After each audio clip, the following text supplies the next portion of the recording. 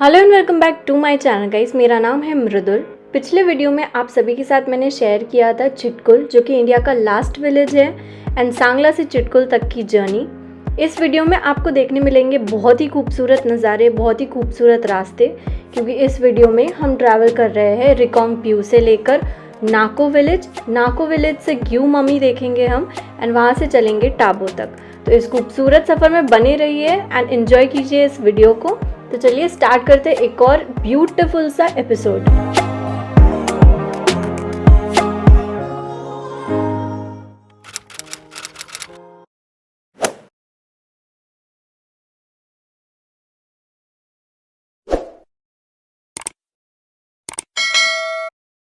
रिकांगपिओ में हम जिस होम स्टे में रुके थे, आपको उसकी डिटेल्स डिस्क्रिप्शन में मिल जाएंगी। और रिकांगपिओ से हम सुबह 7:30 बजे निकल गए थे, क्योंकि आज हमें बहुत सारी प्लेसेस कवर करनी है। यहाँ पे एक पेट्रोल पंप है जो कि पोवारी में है। उसके बाद डायरेक्ट आपको एक पेट्रोल पंप काजा में मिलेगा, तो आप अपने पेट्रोल की टंकी यहीं से फुल करा लें।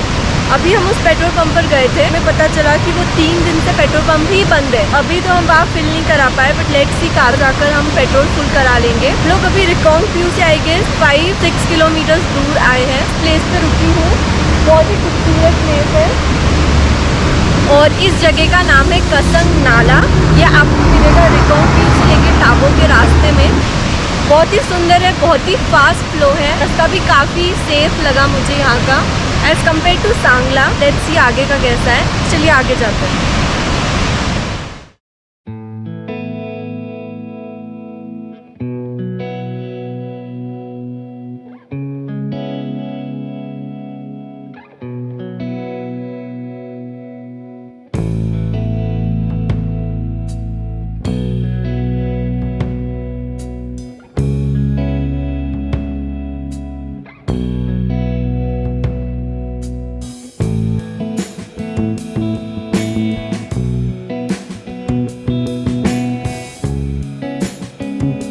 तो आज की जर्नी स्टार्ट होती है रिकांगपिओ से लेकर टाबो तक। ये टोटल डिस्टेंस है 162 किलोमीटर्स एंड इसे कवर करने के लिए हमें 5.5-6 घंटे के पास लग जाएगा।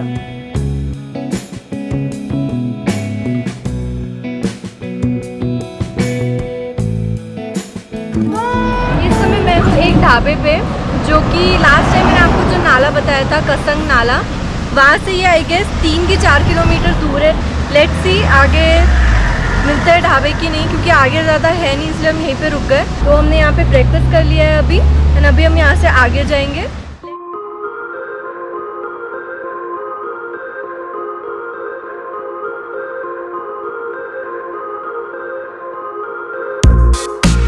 जब हम रिकांगपिओ से निकले एंड इस रास्ते पर जहाँ हम अभी करंटली ट्रैवल कर रहे हैं, ये है स्टोन्स गिरने वाला एरिया। यहाँ पर जगह जगह आपको बोर्ड दिखे मिलेंगे कि स्टोन्स गिरते रहते हैं यहाँ पे। तो इस वाले रोड पे आपको ड्राइविंग बहुत फोकस से करनी पड़ती है एंड आपको माउंटेन्स पे भी ध्यान रखना पड़ता है कि कोई स्टोन गिर तो नहीं रहा है।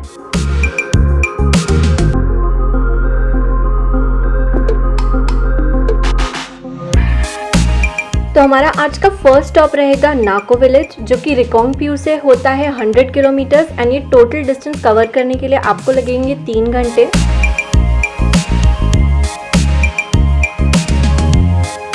ये डेस्टिनेशन जो है काफ़ी सुंदर है एंड रिकांगपिओ से लेकर टाबो तक आपको बहुत सारे चेंजेस मिलेंगे लैंडस्केप्स में, यहाँ के माउंटेन्स में, रोड्स में भी काफ़ी सारे चेंजेस रहेंगे। कुछ जगह अच्छे रोड्स है, कुछ जगह बहुत ही ऑफ बीट रोड्स मिलेंगे।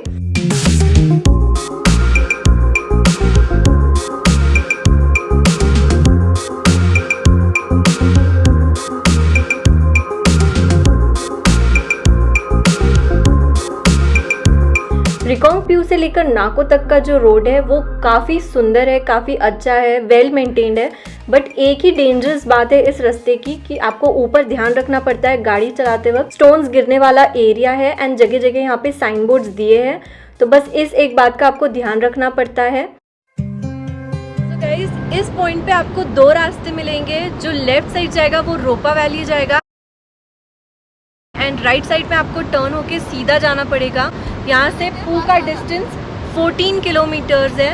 इस रास्ते पर आगे जाएंगे। यहाँ से अगर आप राइट लेते हैं तो रोपा वैली जा सकते हैं। So yes, that's it. Oi.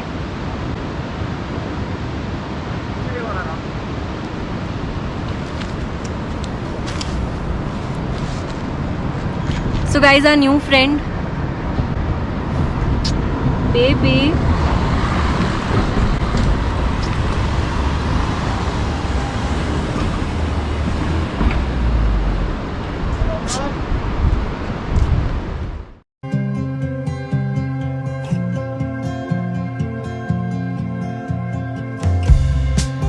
So guys, अभी जस्ट लास्ट पॉइंट पे मैंने आपको दिखाया था कि दो रास्ते जा रहे थे, एक रूपा वैली की तरफ एंड एक पू की तरफ।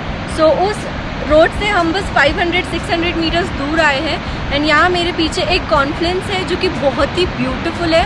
यहाँ पे दो रिवर्स का संगम हो रहा है एंड काफ़ी सुंदर दिख रहा है ये। एक साइड की रिवर जो है ये काफ़ी ब्लू है एंड एक साइड की रिवर जो है वो थोड़ा सा मतलब अलग कलर है उसका। काफ़ी सुंदर दिख रही है ये वैली, तो आप यहाँ पर आकर फ़ोटोज़ खिंचा सकते हैं। बहुत ही खूबसूरत है ये। यहाँ के लोग यहाँ आकर प्रे भी कर रहे थे। So yes, that's it. अभी आगे चलते हैं।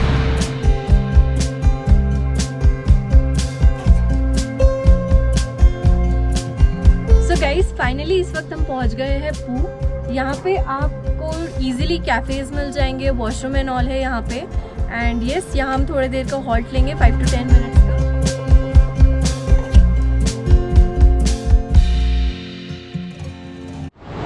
गाइस, इस जगह जो आप देख रहे हैं इसे कहते हैं Spiti river and Sutlej river का कॉन्फ्लिक्ट। यहाँ संगम होता है स्पीति रिवर का और सतलुज रिवर का।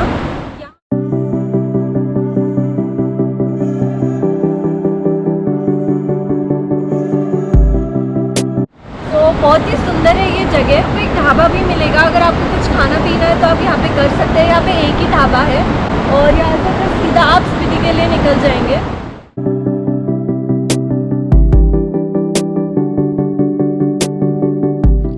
खाब एक छोटा सा विलेज है हिमाचल प्रदेश स्टेट में और ये शिमला से कनेक्टेड है नेशनल हाईवे 5 से। और ये आता है सतलुज रिवर वैली में जो कि इंडिया तिब्बत बॉर्डर के बहुत पास में है। एंड यहाँ पे Spiti river and Sutlej river का कॉन्फ्लुएंस है। और ये हाईवे जो आप मेरे सामने देख रहे हैं ये काफ़ी सुंदर है, मतलब वर्ड्स में मैं डिस्क्राइब नहीं कर सकती।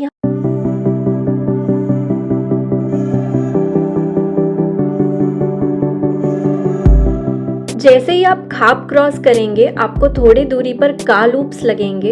ये पूरा ट्विस्ट एंड टर्न्स वाला रास्ता है एंड टोटल मिलाकर यहाँ पे 8 लूप्स है। ये रास्ता जो खाब से स्टार्ट होता है एंड का लूप्स होकर नाको जाता है, ये पूरा पैच बहुत ही सुंदर है। बहुत ही अच्छे रास्ते हैं यहाँ के।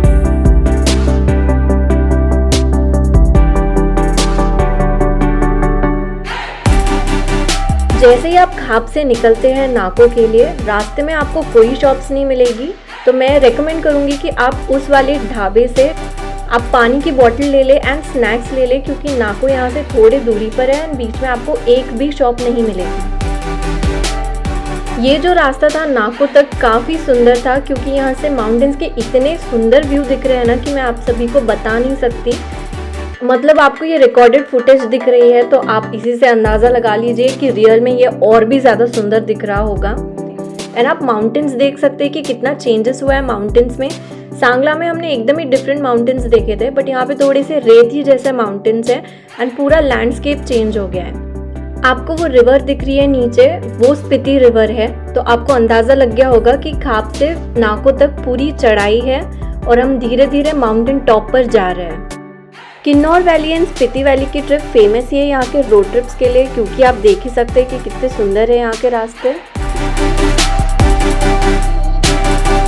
और रास्ते के नज़ारे एंजॉय करते करते हम पहुँच गए हैं नाको विलेज। ये नाको विलेज का एंट्रेंस है।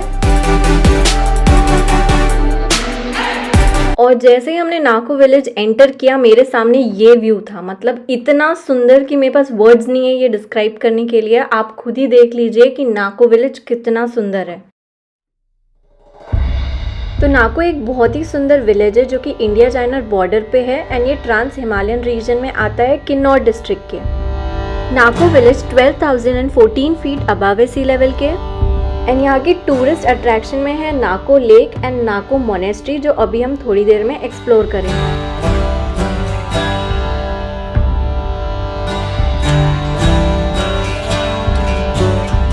So guys, finally I am here in Nako lake. हम लोग मिनट्स पहले हम एंटर हुए नाको विलेज में एंड सबसे पहली चीज़ जो हम नाको विलेज में देखने आए हैं वो है ये नाको लेक। काफ़ी हाई ऑल्टीट्यूड पे ये लेक है एंड विंटर्स के टाइम ये लेक पूरी जम जाती है। बहुत ही खूबसूरत लेक है, इसके चारों साइड पर बहुत सारे पेड़ लगाए हुए हैं एंड काफ़ी सुंदर है ये विलेज। छोटा सा विलेज है नाको विलेज।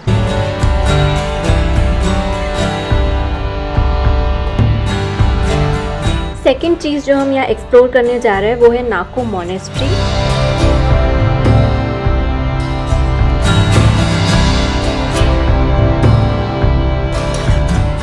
जिस दिन हम नाको विलेज गए उस दिन पूर्णिमा थी एंड यहाँ पे पूजा चल रही थी। प्रसाद के रूप में इन्होंने हमें फ्रूटी दी, बिस्किट्स दिए एंड चाय भी ऑफर की। काफ़ी यमी थी यहाँ की चाय।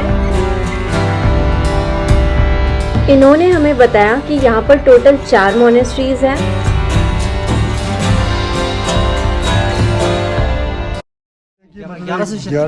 1100 साल पुरानी है। अच्छा।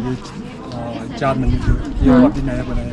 तो 4 कौन से है ये एक हो गया ना, मेन तो ये है, फिर ये 2, फिर ये वाला, ये देवता का है। इसके अंदर लेडीज अलाउड नहीं है। ये बंद है क्या अभी ये?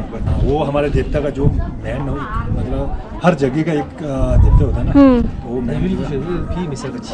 और हमारा नाको, जैसे नाको है, नाको का नाम एक्चुअली नाको नहीं है, ये तो अब बोलते बोलते मतलब ऐसे नाको बना गया है। एक्चुअली इसका नाम है नेगो मतलब ने मीन्स तीर्थ होता है ना, तीर्थ। गो मतलब गो के मतलब द्वार। अच्छा। बहुत तीर्थ ज्यादा है। सोमंग नाम के एक पीछे मंदिर है। अच्छा। तो उधर बहुत तीर्थ ज्यादा है, तो वो जो है यहीं से शुरू होता है। अच्छा। तो इसका नाम जो है मतलब तीर्थ का द्वार नेगो बोलते हैं। यहाँ से है। फिर अब लोग बोलते आपको तो मतलब कुछ न कुछ चिन्ह मिलेंगे कुछ। किसी का पाँव का निशान है, हाथ का, ऐसे पत्थरों में। ये माउंटेन जो आप मेरे सामने देख रहे हैं इसका नाम है रियो पुरगिल और इसकी हाइट है 22,362 फीट्स अबव सी लेवल। ये southern ends of Zanskar range में आता है वेस्टर्न हिमालयाज के, और ये हाईएस्ट माउंटेन पीक है हिमाचल प्रदेश स्टेट में।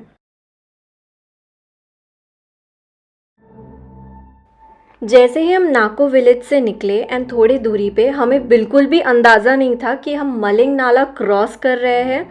ये काफ़ी डेंजरस पॉइंट होता है कुछ सीजन्स में, बट इस सीज़न में इस नाले का जो फ्लो था वो कम था, तो लकीली हम यहाँ से सेफली निकल गए। हमें बिल्कुल भी आइडिया नहीं था कि आगे मलिंग नाला आने वाला है एंड हमने ये क्रॉस कर लिया। उसके बाद हमें पता चला कि ये मलिंग नाला है एंड इसका हाइट मैं आपको बता दूँ ये है 12,713 फीट अबव सी लेवल। और मलिंग नाला बहुत ही डेंजरस वाटर क्रॉसिंग है इस रास्ते पर, और आपको आगे भी ऐसे कई सारे वाटर क्रॉसिंग्स मिलेंगी। मलिंग नाला क्रॉस करने के बाद में थोड़ी दूरी से हमें ऑफ रोडिंग स्टार्ट हुई एंड मैं आपको बता दूं कि ये मोस्ट डेंजरस रास्ता था। आप देख सकते हैं ये कितना हाइट पर है एंड यहाँ पे बिल्कुल भी कोई रास्ता बना नहीं है, कच्चा रास्ता है एंड हम काफ़ी हाइट पे थे। मैं आपको बता दूं यहाँ पे अभी भी रास्ते का काम चालू है, तो आपको थोड़ी दूरी तक नॉर्मल रोड मिलेगा एंड उसके बाद सारी ऑफ रोडिंग है। यहाँ पे पैचेस मिलेंगे क्योंकि यहाँ पे रोड्स के काम चालू है। ये सबसे टॉप है इस माउंटेन्स का, और मैं आपको बता दूं हम लगभग 12,500 से भी ज़्यादा अबव सी लेवल पर थे हाइट पर एंड इतनी हाइट बहुत ज़्यादा होती है। मैं आपको सभी को बता दूं यहाँ से नीचे से हमें स्पीति रिवर दिख रही थी एंड वो इतनी बारीक थी कि ऐसा लग रहा था कि किसी ने एक लाइन ड्रॉ कर दिया है छोटी सी। वो रिवर इतनी चौड़ी है नीचे से, बट इस हाइट पर से वो इतनी छोटी दिख रही थी।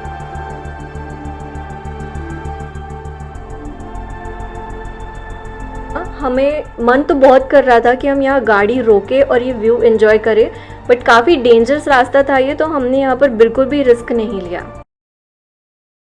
और जैसे कि मैंने पहले भी बताया कि आज बुद्ध पूर्णिमा थी, इस दिन जिस दिन हम ट्रैवल कर रहे थे, ये लोग आने जाने वाले लोगों को फ्रूटी या पानी की बोतल बांट रहे थे, तो मुझे ये जेस्चर काफ़ी अच्छा लगा। ये लोग मेक श्योर कर रहे थे कि सभी को ये प्रसाद मिले। ये हर गाड़ी को पर्सनली रोककर फ्रूट्स बांट रहे थे।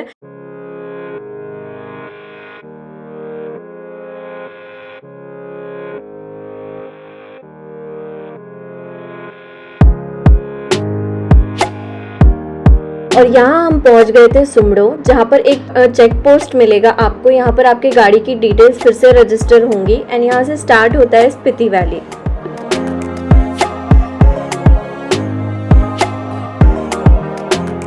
तो आप जो आगे देख रहे हैं, यहाँ से हमें जाना है ग्यू विलेज, तो उसके लिए हम राइट टर्न लेंगे एंड टाबो के लिए यहाँ से लेफ्ट टर्न लेना है।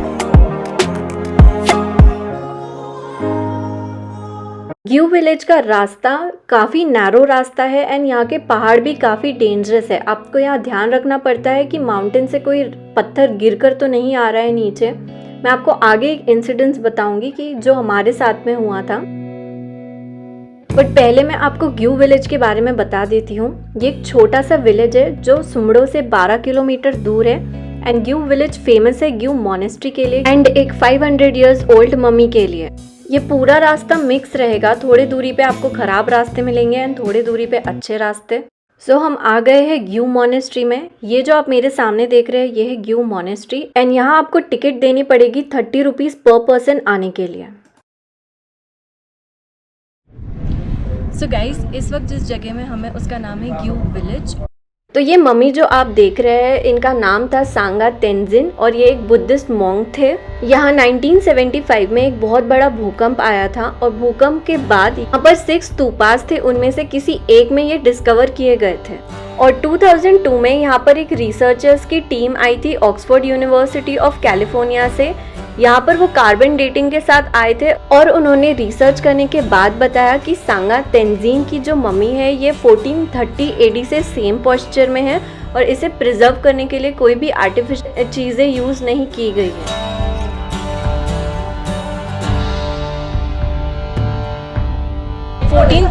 AD से ये स्ट्रक्चर जैसे का वैसा है।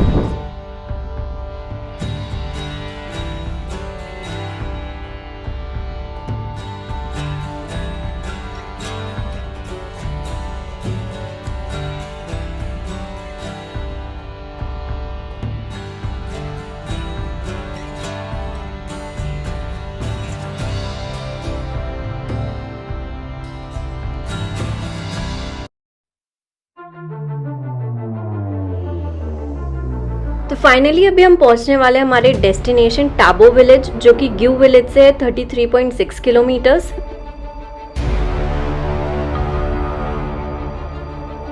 तो हमारे साथ कुछ ऐसा हुआ कि ये पॉइंट आप सभी को याद होगा। हमने यहाँ गाड़ी थोड़ी देर के लिए रोकी एंड अचानक ही 4 से 5 पत्थर माउंटेन से गिरने लगे। हम इतने डर गए थे कि हमने तुरंत हमारी गाड़ी यहाँ से निकाली। टाबो पहुँचने तक हम पूरे रास्ते पर ध्यान रखे हुए थे कि माउंटेन से कोई पत्थर तो नहीं गिर रहे। अगर आप इस रास्ते से ट्रैवल कर रहे हैं तो प्लीज इस बात का ध्यान रखिएगा।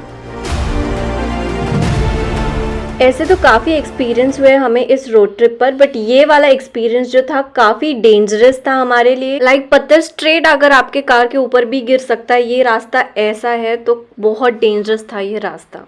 हम टाबो विलेज पहुंचे कुछ 6 बजे के आसपास एंड ग्यू विलेज से हमें यहाँ आने के लिए लगा 1 घंटा। तो आज का वीडियो हम यही ख़त्म करते हैं। Until next video, take care and bye bye.